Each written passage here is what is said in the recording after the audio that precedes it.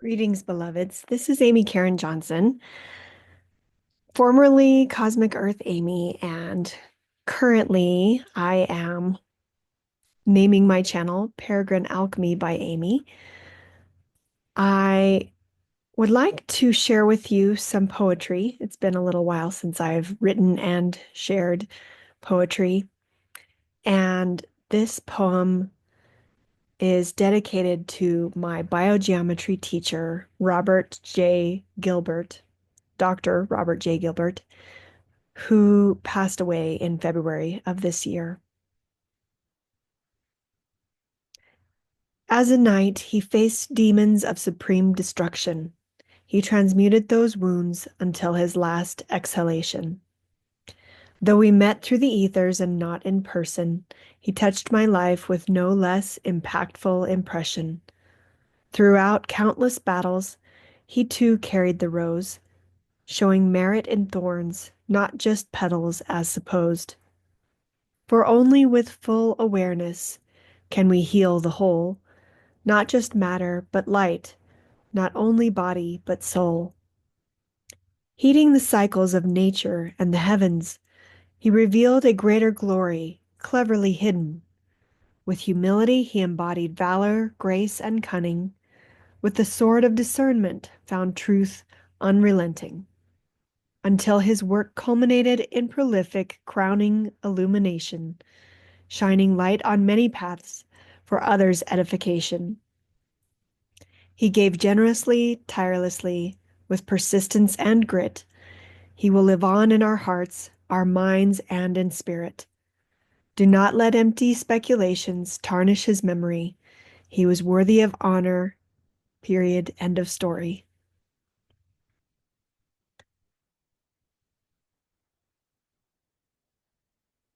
So you can tell that perhaps there's quite a bit behind that poem.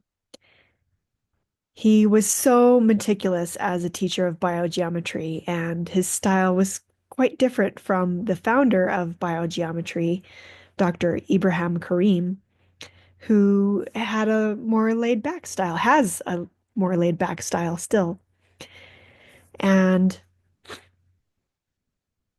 Dr. Gilbert had begun his professional, career in biological and nuclear warfare, uh, working with the military, working in the military.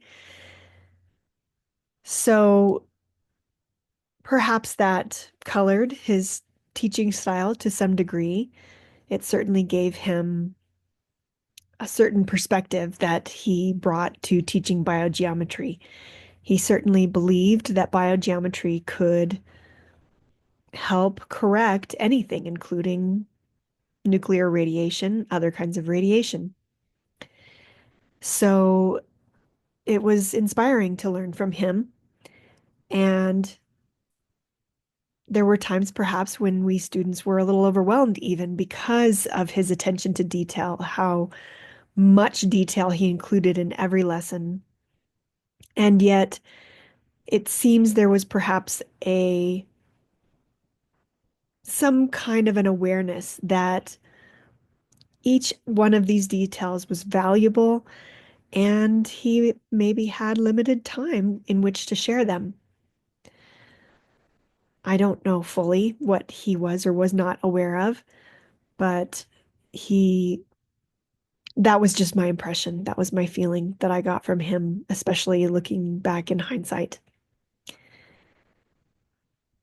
There has been speculation, and I do not think this particular speculation is empty. There was speculation that perhaps he was a reincarnation of Rudolf Steiner. For those of you familiar with him, feel free to look him up if you would like. There were certain connections, many connections between Dr. Gilbert's life and Rudolf Steiner's. Dr. Gilbert included parts of Rudolf Steiner's teachings in his teachings in this lifetime. There are still many teachings available on demand from Dr. Gilbert on his website, vesica.org. I have no affiliation with that website, but I would highly encourage you to check them out. Take them if you would like. They're more affordable than the biogeometry classes, which I don't know if they will be offering any of his video lessons from biogeometry any longer. I hope they will, and perhaps they will. But I do know that his on-demand classes are available. I've taken 3 of them and have no regrets. They were very insightful and helpful to me. So he, I think the reason there was some speculation about his death is because he was only 65 years old, which is somewhat young in today's world. However, as I mentioned, he did work in nuclear and biological warfare in the military. So, and we all have our time. I don't think any accidents truly happen. Um, I've also recently come to see, or at least wonder a bit about the true nature of so-called demons. I know I mentioned demons in my poem. I don't necessarily think, and I didn't even before recently, I haven't for quite some time necessarily thought that demons are evil. They have historically been seen as, neutral as entities, I guess. I mean, not by everyone, obviously. There are people who think that demons are evil. But if you go back far enough, there's a connection with the way that people speak about ancient races, those from Persia in particular, versus India. And I know in Hinduism, they talk about asuras versus devas or divas. Devas, I believe, is how they pronounce it in that culture. And I have at least one astrology teacher who talks about how they're really just different races. That's all there is to it. And asuras are sometimes seen as demons, as the bad guys. But, if your races are in a battle against each other, of course they're going to be seen as the enemy to the ones fighting them. But, we all have our sides to things. So they were not bad necessarily. The word eudaimonia, I believe, comes from the Greek, and it means well demoned, essentially. So, in a way, it was like a genius or a genie. I believe those 2 words come from the same root. So, you can begin to see through those references how demons could be good, could be helpful, could be spirits or even angels in many ways, very similar to angels. And there were fallen angels as well. So that's another sort of dichotomy that's gotten a little bit too rigid in recent culture, in recent times. So just something to think about how we all have our shadows, and even that word is fraught with dichotomy and different potential meanings. But I guess it's probably one of the better ones I've come up with recently. Our shadows, when unexamined, when we don't understand what they can be, or the shadows around us, not necessarily cast by ourselves, when we don't understand them, can frighten us when we don't know how they're caused, when we don't know for sure what they are. My dog is black and he looks like a shadow sometimes. He's so dark that it's difficult to make out his features in certain dim lighting. So I have come to have great affection, of course, for my dog, But that just gives you an idea of how, I'm sure other people see a black dog and, he looks like he could have some bully breed in him, which people can be frightened of too sometimes. He has this certain amount of strength, and depending on whether you have a friendly dog with you or some dog that he doesn't see as friendly, he can even seem ferocious. But once you get to know him, he absolutely has a very fun and friendly side, a very affectionate side as well. So I certainly do not think that my dog is bad. I know that he can be very good, and I just have to, as his, parent, for lack of a better word, his person, I just have to sort of rein him in those situations where he wants to seem more ferocious. So I just wanted to share these thoughts with you. I've been meaning to for quite some time. Dr. Kareem didn't talk much about Dr. Gilbert until after 40 days after his passing, because that's part of the Egyptian tradition. So I felt better waiting until after that had happened. And one of the things I really appreciate, having learned from Dr. Gilbert actually fairly recently, right around the time of his passing, I took one of his classes without knowing that he was sick, even.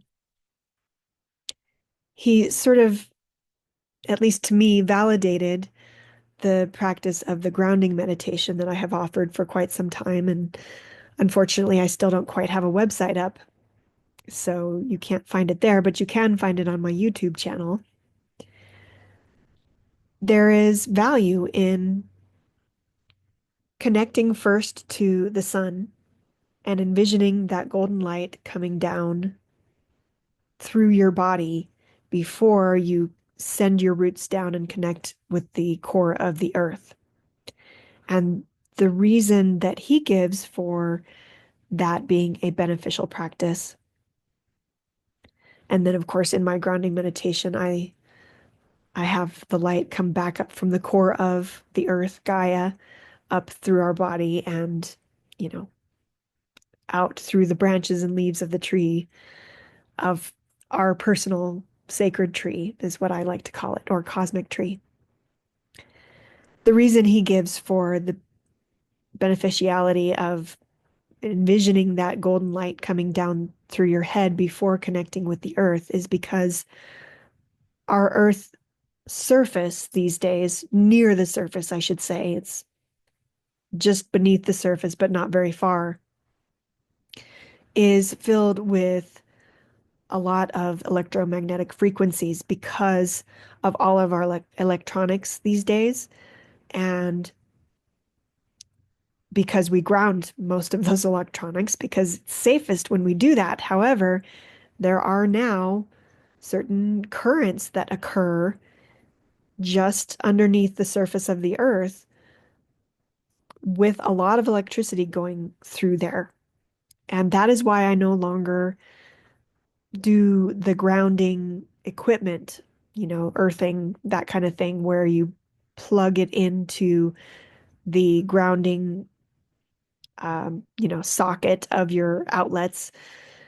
I used to do that, but I have realized that it is now at least possible, if not perhaps likely, that you could easily connect to one of these underground currents of electromagnetic frequencies, and it might be less than grounding to us. It might actually come up into our bodies, and that's really the kind of thing that we're trying to ground out of our bodies rather than in. So we just need to dissipate it, I think, more so as much as we can.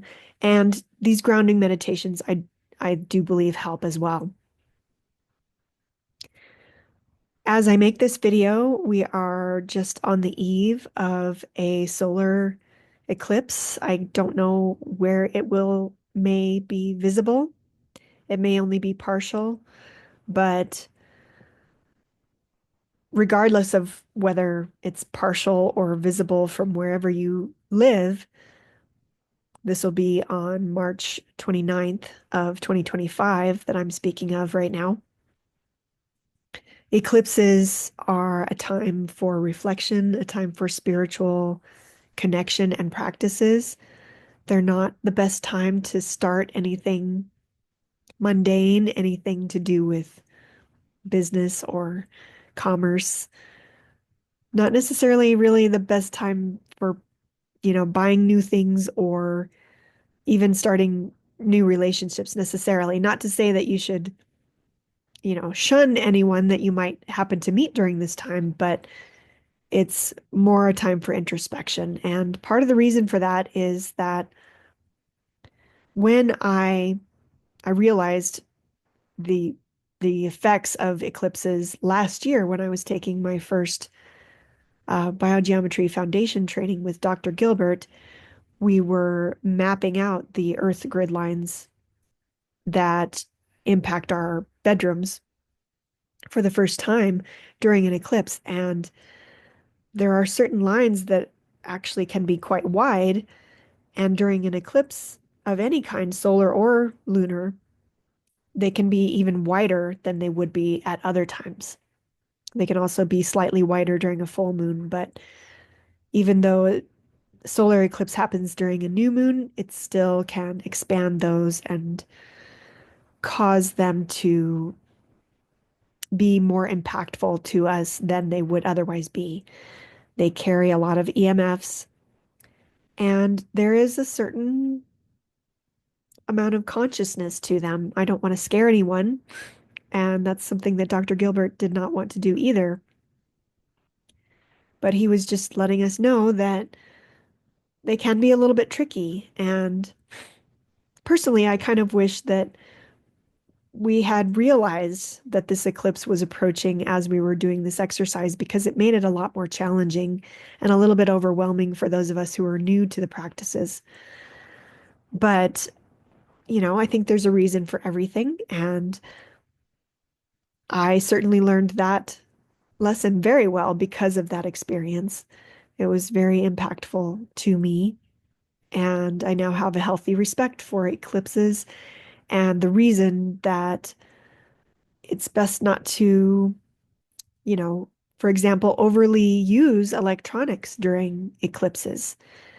I think most of us probably don't necessarily associate most spiritual practices with using electronics, but, there may be meditations or something that you might try to listen to, and that's perfectly fine and acceptable.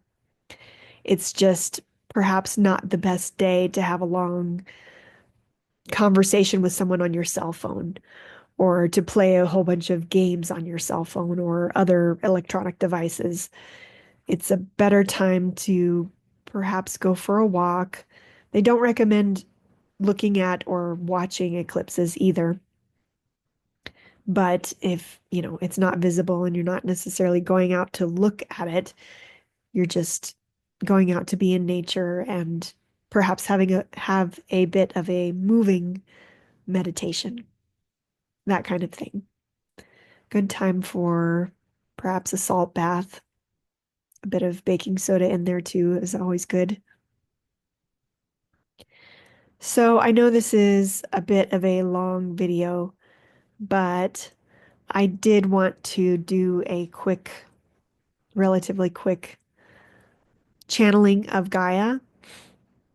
So I invite you to join me if you would like to. I'm going to close my eyes. You can if you would like, and take 3 deep breaths and see what comes through.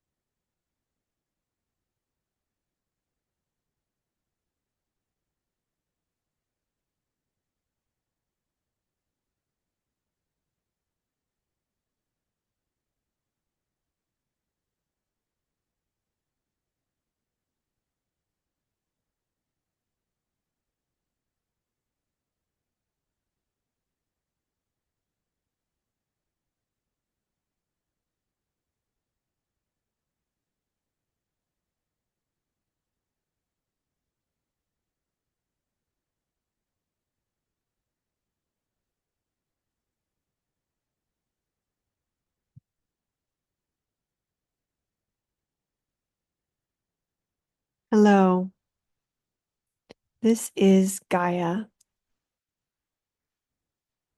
We will keep our message short today, though we are glad that Amy has chosen to do this again. We are glad that she chose to share with you about Dr. Gilbert and a bit more about biogeometry.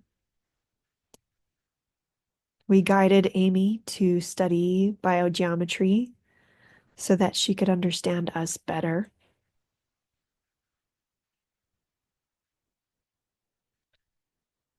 Another thought that Amy did not share with you that we have guided her into contemplating is that these grids in the earth, in us, near the surface, while they do carry electromagnetic frequencies, and these can be somewhat detrimental, they are a part of what the Vedic tradition calls Maya, the illusion, or the Leela, the divine play, in which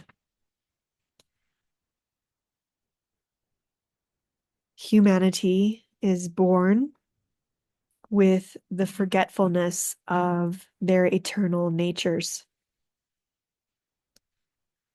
And so these EMF frequencies, fields, grids are no more detrimental than the